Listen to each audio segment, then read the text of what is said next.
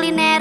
Jangan lupa sebelum nonton videonya, sempatkan waktu kalian untuk klik tombol like, share, dan subscribe. Serta klik tombol lonceng di pojok kanan atas agar kalian tidak ketinggalan update video terbaru dari channel ini. Selamat menonton!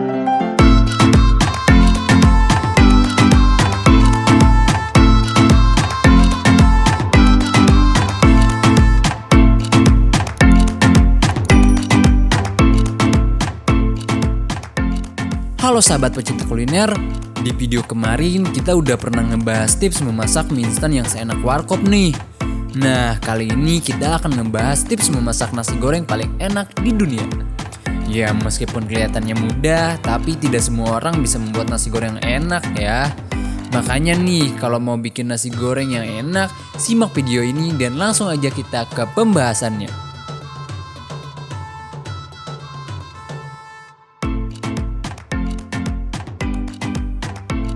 Tips yang pertama adalah gunakan nasi yang matangnya sempurna.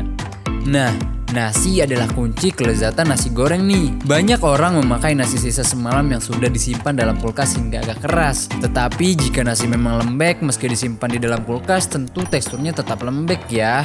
Tetapi nasi goreng yang enak adalah nasi yang bagian luarnya renyah, tetapi bagian dalamnya pulen. Nah, jangan lupa setelah dikeluarkan dari kulkas, uraikan nasi yang menggumpal atau bertumpuk hingga terurai. Ini akan memudahkan bumbu meresap saat nasi ini dimasak bersama bumbu dan bahan lainnya. Nah, untuk perlengkapan memasaknya, gunakanlah wajan cekung. Bukan tak boleh memakai wajan datar sih, tetapi untuk hasil maksimal, gunakanlah wajan wok atau wajan cekung dari besi atau aluminium atau bahan lainnya. Wajan cekung akan menyebarkan panas merasa di sisi wajan sehingga bahan yang diaduk bisa matang bersamaan. Karena itu, abang-abang nasi goreng atau koki di rumah makan dan restoran Cina selalu memakai wajan cekung untuk membuat nasi goreng nih. Mereka cukup menggoyangkan wajan ke arah depan untuk membalik nasi goreng. Nah, lalu untuk bumbunya sebisa mungkin racik sendiri dengan menghaluskan bawang merah, bawang putih, cabai merah, cabai rawit, dan garam. Buat bumbu ini dalam jumlah banyak, tumis dengan minyak hingga matang dan simpan dalam botol bertutup sebagai stok.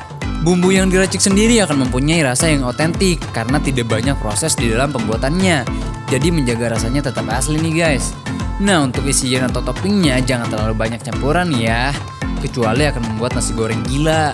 Jangan terobsesi menambahkan semua jenis bahan yang ada di kulkas. Pilih saja 1 atau 2 jenis topping yang saling melengkapi rasanya. Misalnya ikan asin atau teri, bakso sosis atau daging asap. Ini untuk menjaga agar rasa nasi goreng tetap enak dan jelas. Karena ingat ya, tidak semua bahan bisa enak jika disatukan. Dan untuk topping basah, gunakanlah secukupnya. Ingat, nasi goreng yang enak adalah yang garing dan nasinya pulen. Oleh karena itu, jarang sekali nasi goreng memakai bahan basah. Misalnya irisan ikan, daging ayam, udang, dan sayuran. Jika bahan campuran segar dan basah, ada baiknya tumis dahulu hingga kering, baru tambahkan bahan lainnya. Nah, jika memakai ikan asin teri atau jambal roti, sebaiknya goreng dahulu hingga kering dan renyah ya. Masukkan ikan asin atau teri ini di tahap terakhir, sehingga rasanya tetap renyah dan gurih di tiap suapan nasi goreng. Nah, untuk tips selanjutnya, potong bahan sama besar. Mungkin ini hal sepele, tapi potonglah bahan-bahan tersebut sama besar ukurannya, agar saat diaduk dan dimasak, semua bahan bisa matang bersamaan.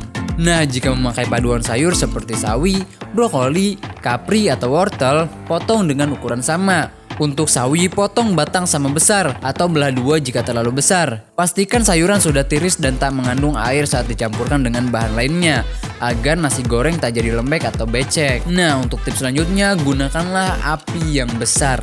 Membuat nasi goreng sebenarnya tak beda dengan menumis, karena sebagian bahan sudah matang atau setengah matang. Proses memasak yang cepat ini memerlukan suhu tinggi agar bahan makanan matang tepat waktu. Nah, jangan takut gosong ya.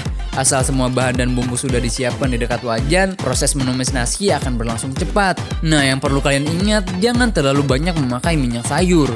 Cukup 2 sendok saja, maksimal 3 sendok makan ya. Jika bahan campuran ada yang berlemak, kurangi minyaknya. Nah, api yang besar akan membuat bagian luar butiran nasi menjadi sedikit keras dan garing, tetapi bagian dalamnya tetap pulen nih guys. Bunyi berdetak kecil di sekeliling wajan menandakan nasi termasak dengan baik.